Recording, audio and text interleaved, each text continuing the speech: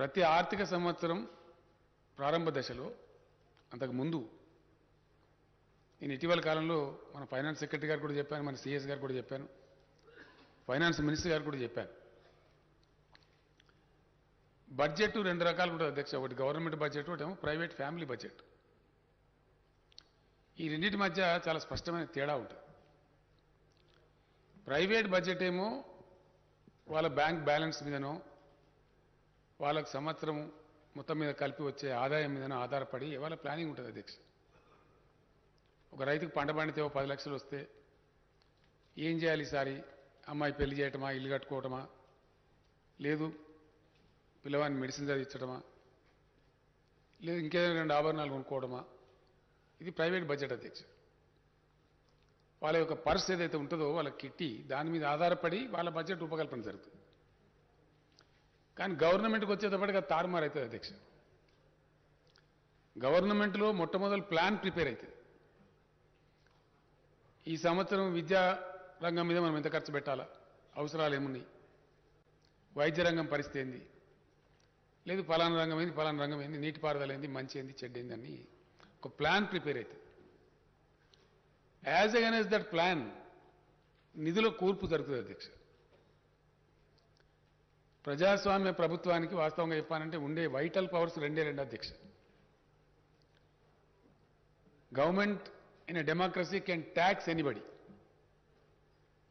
ఆ ట్యాక్స్ ఎక్కువ వేసినరా తక్కువ వేసినరా అది ప్రజా కోర్టులో తీర్పు చెప్తారు అధ్యక్ష. ప్రజలు వాళ్ళకి నచ్చకపోతే వైటల్ పవర్స్ రెండే. It can tax anybody, it can arrest anybody. ఈ 2 అధికారాలు మాత్రమే ఉంటాయి అధ్యక్ష. డెమోక్రసీలో ఉండే గొప్పతనమే అది. ఈ కూర్పులో భాగంగా రాష్ట్రానికి వచ్చేటువంటి పన్నులు మన దేశంలో ఉన్నటువంటి మన రాజ్యాంగ విహితమైనటువంటి అరేంజ్మెంట్ ప్రకారంగా కొన్ని పన్నులేమో రాష్ట్రాలు వసూలు చేస్తే అధ్యక్ష, కొన్ని సెంట్రల్ గవర్నమెంట్ వసూలు చేస్తాయి. States share in central taxes అంటే కేంద్రం కలెక్ట్ చేసిన దాంట్లో. తర్వాత ఫైనాన్స్ కమిషన్ గ్రాంట్స్ అవి పోను పన్నేతర రెవెన్యూ, నాన్ ట్యాక్స్ రెవెన్యూ, ఇందాక బట్టి గారు చెప్పారు. అవి పోను ఇంకో వెసులుబాటు ఏంటంటే మార్కెట్ బారోయింగ్స్. ఇవన్నీ కలిపి వీటి సమాహారం బడ్జెట్. బట్టి గారికి నా రిక్వెస్ట్ ఏంటంటే, మొన్న ఏదో ఒక మంచి మాట వారు మాట్లాడినట్టు నేను చూసిన పేపర్లలో, హౌస్లో లేను కానీ, మన ఊరు మన బడి కార్యక్రమం మంచి కార్యక్రమం అన్నారు. నేను ప్రతిసారి అంటా ఉంటా అధ్యక్ష, బట్టి విక్రమార్క గారి ప్రేమకు మేము నోసుకోలేదు, ఒకడన్నా మా గురించి మంచి మాట చెప్పరు అని అంటా ఉంటా. ఈసారి వారికి ఎందుకో కొంచెం దయగలిగింది, మంచి మాట ఒకటి చెప్పినారు.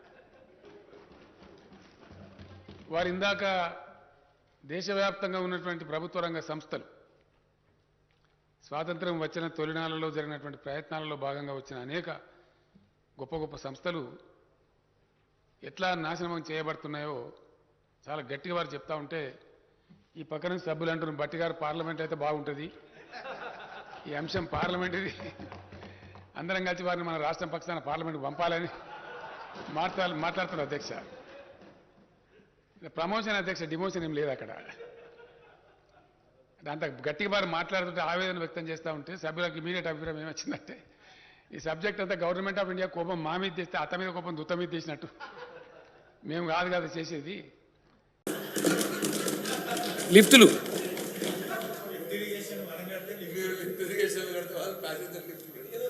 ఈయన అధ్యక్ష, మనిషి లెక్కే లిఫ్ట్ ఉంటుంది అధ్యక్ష. లిఫ్టులో జాతికి అంకితం చేశారట. కేంద్ర కేబినెట్ మంత్రి. ఇదే ఆ పద్ధతి? ఇది దేశాన్ని నడిపే పద్ధత? ఓ దేశం అంటే దాని ప్రొఫైల్ ఎట్లుండాలి, ఎక్స్పోర్ట్స్ మీద ఎంత చర్చ ఉండాలి, ఎంత మదనం ఉండాలి, ఎంత మేధస్సు కలిగించాలి, ఇవన్నీ వాస్తవాలు అధ్యక్ష. ట్రక్ స్పీడు అంతర్జాతీయంగా అమెరికాలో 95 to 115 కిలోమీటర్స్ పర్ అవర్ పోతుంది అధ్యక్ష. ఇండియాలో 55 కిలోమీటర్లు పోతుంది అధ్యక్ష. కడమలంతా 95, 80, 80 సది మన దగ్గర ఇట్లా. రైల్వే స్టేషన్లు కంజెషన్, రైల్వే ట్రాకులు కంజెషన్, నేషనల్ హైవేసు కంజెషన్, ఎయిర్పోర్ట్లు కంజెషన్. ఢిల్లీకి పోతే అప్పుడు మన కర్మానికి 40 నిమిషాలు 30 నిమిషాలు తిరగాలి గాలి, కంజెషన్ దొరకది. ఇట్లా ఇన్ఫ్రాస్ట్రక్చర్ పెరగదు, ఎక్స్పోర్టు పెరగదు, ఇండస్ట్రియల్ గ్రోత్ పెరగదు, నిరుద్యోగం పెరుగుతుంది, అన్ని రంగాలలో దేశం కుప్పగూలుతుంది. అయినా కానీ బజావ్ చలో డోల్ బజావ్, అయినా కూడా బజావ్, జో బజాయా ఠీక్ హై నైతో దేఖ్ లేంగే. ఇదేం పద్ధతి అధ్యక్ష? ఇంకెక్కడ వస్తాయి అంటే ఇది ఏ రకంగా కూడా కరెక్ట్ కాదు. ఇంకా నేను ఏమంటున్నాను, దయచేసి అన్నిటినీ మించి ఒకటి ఉంటుంది అధ్యక్ష, చాలా ముఖ్యమైన పాయింట్, ఇది కూడా చాలా సీరియస్గా ఆలోచించాల్సిన పాయింట్. జనాభా లెక్కలు, why Modi government is not undertaking census అధ్యక్ష? What is the reason? Modi ప్రభుత్వం జనాభా గణన ఎందుకు చేపట్టడం లేదు? Why? What is the reason behind it? The process of census in India has begun way back in the year 1871. The first census of India was declared from 1871 to 1881. That is the decadal, ఒక దశాబ్దానికి సంబంధించినటువంటి census. 140 సంవత్సరాలుగా, right from 1871 to now 2011 వరకు ఏ ఒక్కసారి కూడా 140 సంవత్సరాలలో జనాభా గణన ఆగలేదు అధ్యక్ష. Because it's such an important input. ఎట్లా? 2 సార్లు ప్రపంచ యుద్ధాలు వచ్చినాయి అధ్యక్ష, 2 times, 2 world wars. First world war and second world war came in between in these 140 years. కానీ జనాభా గణన ఆపలేదు. దానికి ఉండే ప్రాధాన్యత దృష్ట్యా, దానికి ఉండే అత్యవసరమైనటువంటి ప్రాధాన్యత దృష్ట్యా అది వస్తే కదా అధ్యక్ష తెలిసేది లెక్క, మంచి చెడ్డ, ఇల్లున్నోడేవాడు, గొంగడున్నోడేవాడు, గోచున్నోడేవాడు, మంచోడు, దేశం యొక్క ఏ పరిస్థితి ఏంది, ప్రజల పరిస్థితి ఏంది తెలుస్తుంది కదా. అది తెలిస్తే మా బండారం బయటపడుతుంది వీళ్ళ బాధ. లేకపోతే ఎందుకు దాచిపెడుతున్నాండి? ఇలా బీసీ కులాల వాళ్ళు అడుగుతున్నారు కులగణన చేయాలి, మా కులం గణించాలి. ఎందుకు గణించారు మీరు? Why? What is stopping you? ఇలా ఎస్సీ పిల్లలు అడుగుతున్నారు. ఎందుకంటే ఎస్సీల పర్సెంట్ ఎప్పుడో జమానాలో ఫిక్స్ అయింది, 15% అన్నారు, అది షెడ్యూల్డ్ క్యాస్ట్.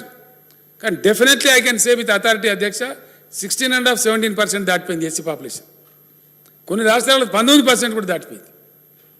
మరి ఇలా వాళ్ళు వస్తే మాకు ఇంకో 2% పెరుగుతుంది కదా, మేము ఆల్రెడీ షెడ్యూల్డ్ కాబట్టి రాజ్యాంగంలో అని ఆశపడుతున్నారు. ఎందుకు కానీ గణన చేస్తలేరు? లెక్కలు దొరుకుతాయి కదా. అసలు ఇంకోటి ఏంటంటే, జనాభా గణన లేకుండా ఏ దేశమైన పరిపాలన చేస్తుంది అధ్యక్ష ప్రపంచంలో? అంటే ప్రణాళికాబద్ధమైనటువంటి పరిపాలన జరగాలంటే, ప్రణాళికాబద్ధమైనటువంటి అప్రోచ్ ఉండాలంటే జనాభా గణన is the basic input. Without census you will never have a basic input. అంటే ఏం జరుగుతుంది? ఇప్పుడు చీకట్లోకి బాణం కొడుతుంది నరేంద్ర మోడీ ప్రభుత్వం. లెక్క లేదు, ఆచారం లేదు, మేము మునిగిందే గంగ, మేము చెప్పిందే లెక్క, మేము మాట్లాడిందే మాట, కొడుక ఇంటే ఇన్నవు లేకపోతే చంపేస్తాం. అంతేనా? ఇది భారతదేశాన్ని నడిపే పద్ధత? ఇదేనా వ్యవహారం? డెమోక్రటిక్ అప్రోచా? ఇది కూడా దయచేసి ప్రజలు ఆలోచన చేయాలి. ఈ విషయాలు చర్చ జరగాలి ప్రతి అసెంబ్లీలో, పార్లమెంట్లో. Why the Modi government is not undertaking the census, which is supposed to be the basic input for the planning of the whole country? Why it is being denied? क्या मतलब है इसमें? दाल में जरूर कुछ काला है, ये भी सोचने की बात है. ఇది లేదు. ఇంకా అధ్యక్ష 2-3 విషయాలు చెప్పానంటే బాధ కలిగేది. ఇప్పుడు మా రాజేందర్ గారు మాట్లాడి వీళ్ళకి ఎట్లున్నదంటే, మాది ఎక్కడేం దొరకదు అధ్యక్ష. పాపం చాలా ప్రయత్నం ఉన్నదని దొరకలేదు. ఏమన్నా కింద దొరికించుకొని బదనాం చేయాలి. గిది కాకపోతే గది. నీళ్లు, గోదావరి నీళ్లు ఎస్ఆర్ఎస్పీకి లిఫ్ట్ పెట్టి మహారాష్ట్రకి ఇస్తాను, ఫలాందాను యుద్ధాలు చేసినామని మాట్లాడుతాను. అధ్యక్ష, the very fact in this country, most unfortunately, దురదృష్టవశాత్తు ప్రజలను, ప్రజాప్రతినిధులను అందరినీ డార్క్లో పెట్టింది government of India, both parties, Congress and BJP. అతనికంటే గరుడు ఆచంట మల్లన్న అన్నట్టు వీళ్ళు ఒకళ్ళ నుంచి ఒకళ్ళ అధ్యక్ష, కాంగ్రెస్ అండ్ బీజేపీ దొందే. ఒక్క నెహ్రూ గారు ఇంతకుముందు బట్టి విక్రమార్క గారు అన్నారు, ఆ విషయంలో వారిని అంగీకరిస్తాను నేను. నెహ్రూ గారు ప్రారంభ దశలో ఆయన పాపం జైళ్ళలో పడి కష్టపడి కొట్లాడి కుటుంబాన్ని నాశనం చేసుకొని త్యాగం చేసి జీవితం నాశనం చేసుకొని దేశం కోసం కొట్లాడాడు కాబట్టి ఆ తపన ఉండే ఆ మనిషిలో, అందువల్ల ఆయన వార్షిక ప్రణాళిక, పంచవార్షిక ప్రణాళిక, దేశానికి ఒక దారి దిక్కు, ఓ ప్లానింగు, ఓ ఫైండింగ్ ఫాదర్ కాబట్టి ఆయన మీద బాధ్యత ఉండే కాబట్టి ఆ పని చేసి ఆ రోజు ఆఫీసర్లు కూడా అటువంటి కమిటెడ్ ఆఫీసర్లు ఉండ్రి. ప్లానింగ్ డిపార్ట్మెంట్ అంటే, ప్లానింగ్ కమిషన్ ఆఫ్ ఇండియా అంటే గొప్ప గొప్పలు ఉండ్రి అధ్యక్ష, చేసిండ్రు వాళ్ళు. ఆయన తర్వాత ఆగమైంది ఇండియా అంటే ఈ రోజు వరకు మళ్ళీ కోలుకుంటలేదు అధ్యక్ష, ఈ రోజు వరకు మళ్ళీ రాలే. నేను ఒక్క మాట్లాడదు అధ్యక్ష, దయచేసి నన్ను అపార్థం చేసుకోవద్దు. మొన్న ఒక మిత్రుడు పెద్ద సీనియర్ జర్నలిస్ట్ వెళ్తే ఢిల్లీలో కూడా అడిగినా నేను, ఈరోజు భారతదేశం యొక్క లక్ష్యం ఏమిటి, ఈ దేశ లక్ష్యం ఏమిటి? ఉందా దేశానికి లక్ష్యం? లేదు, మన లక్ష్యం కోల్పోయి బట్కాయిస్తున్నామా, గుమ్రా అయిపోయినామా? Where are we travelling, where the country is heading towards? దేశానికి ఒక సామూహిక లక్ష్యం ఉండాలి కదా అధ్యక్ష. లక్ష్యం లేనటువంటి సమాజం, లక్ష్యం లేనటువంటి దేశం ఎటువైపు పోతుంది, ఎక్కడ చేరుకుంటుంది? Where it will land ultimately. So what is the goal of India today? లేదు, ఏమన్నా చేయాలి, ఎన్నికలు గెలవడమే లక్ష్యం. दंगा करो, फसाद करो, करोड़ों बांटो, शराब बांटो, काटो लोगों को, कुछ भी करो, चुनाव जीतो.